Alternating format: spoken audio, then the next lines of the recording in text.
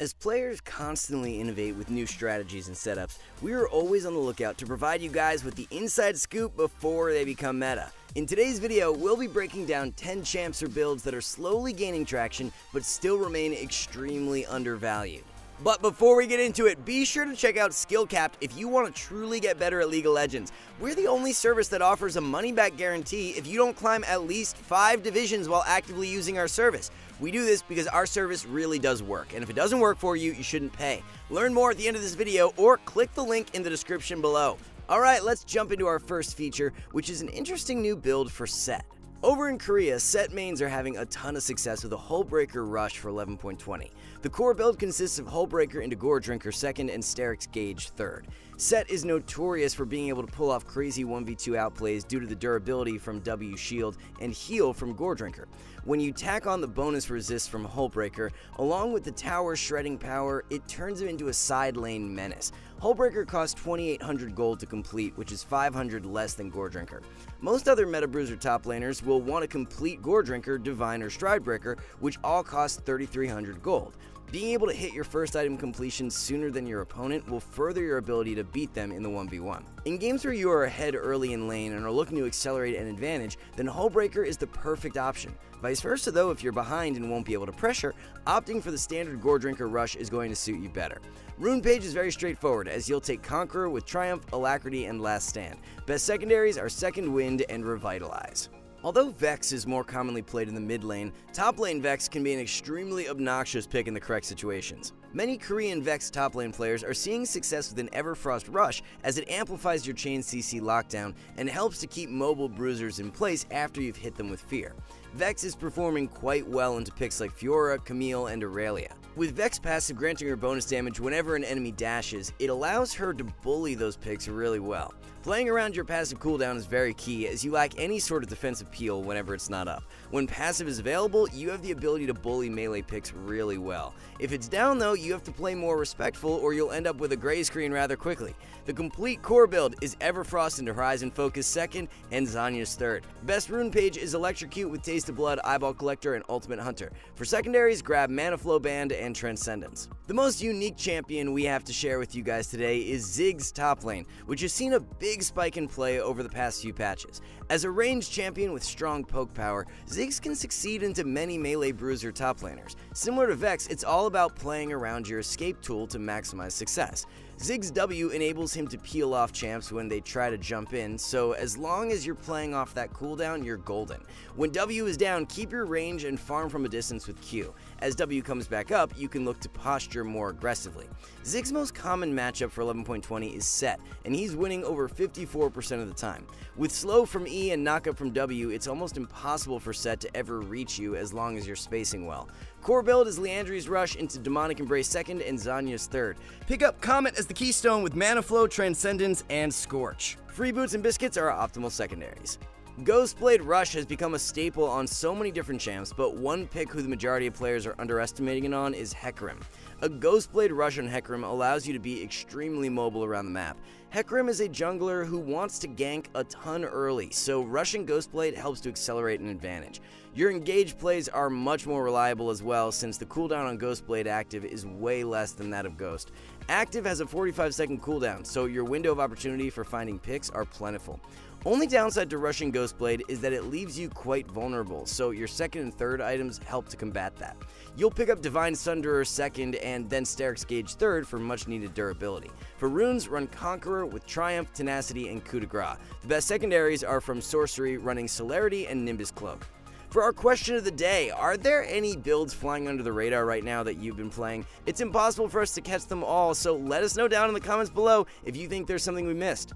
Next up is a double feature, as both the champion and build are highly underrated right now. What we're referring to is Stridebreaker Rek'Sai.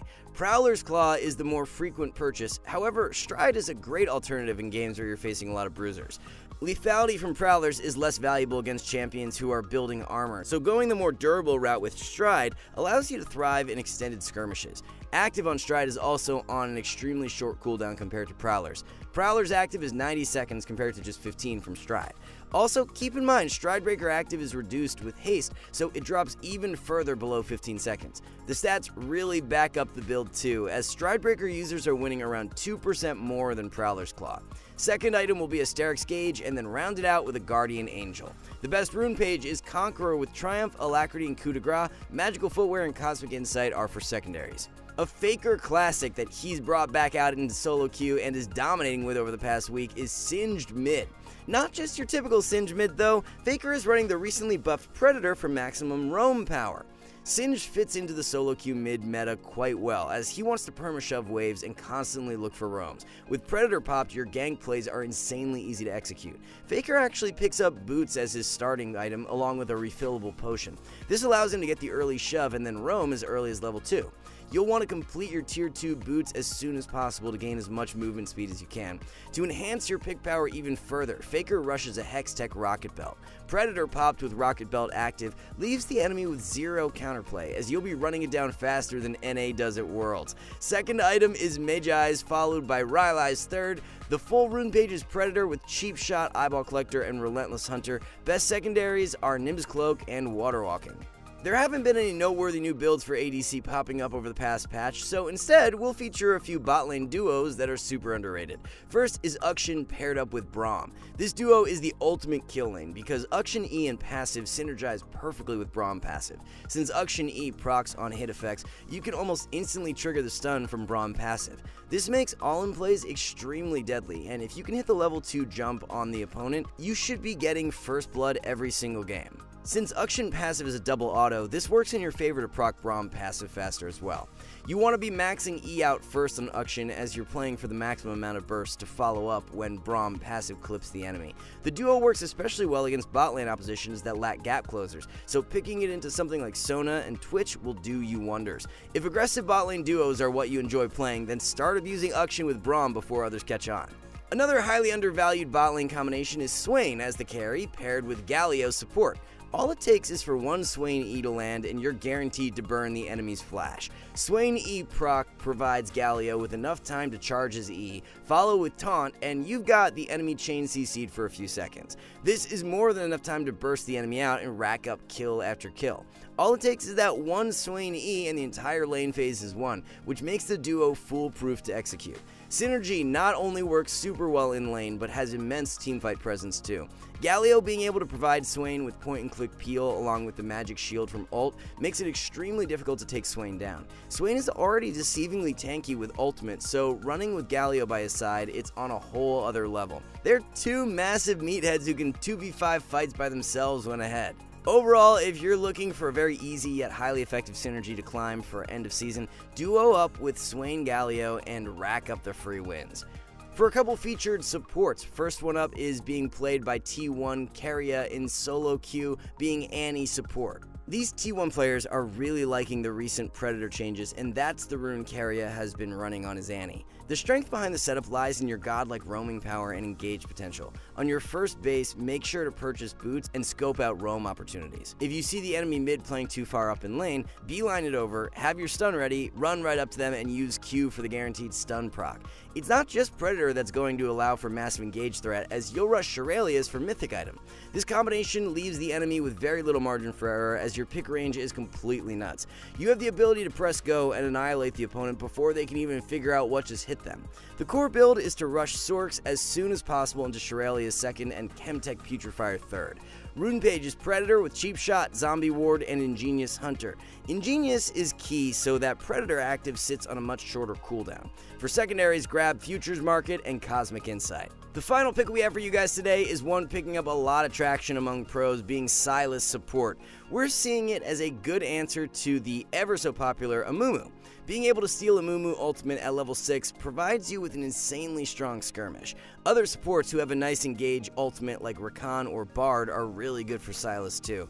Ashe is a pretty common ADC played in meta as well, and stealing her ultimate provides you with great pick power. With Sylas W and E, your pick power and gank assist is really nice. If you can hit the level 2 jump on the opponent and look for an engage with E, the enemy won't expect it at all since they've likely never played against the pick as a support.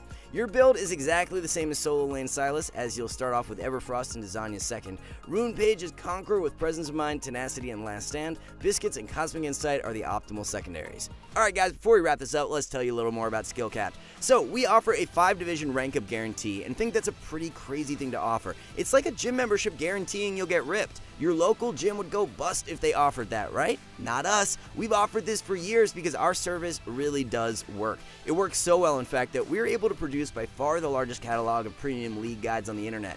We add over 20 videos a week, with over 1,600 guides curated into over 100 courses no one can compare. We've also sent Challenger players into ELO Hell 714 times and counting, where they commentate how to carry live. They also respond to all questions asked. Sign up today for as little as $4.99 a month if you are serious about improving. So those are the 10 new champs or builds you guys can look to abuse for 11.20. Thanks so much for watching, and we'll catch you back soon.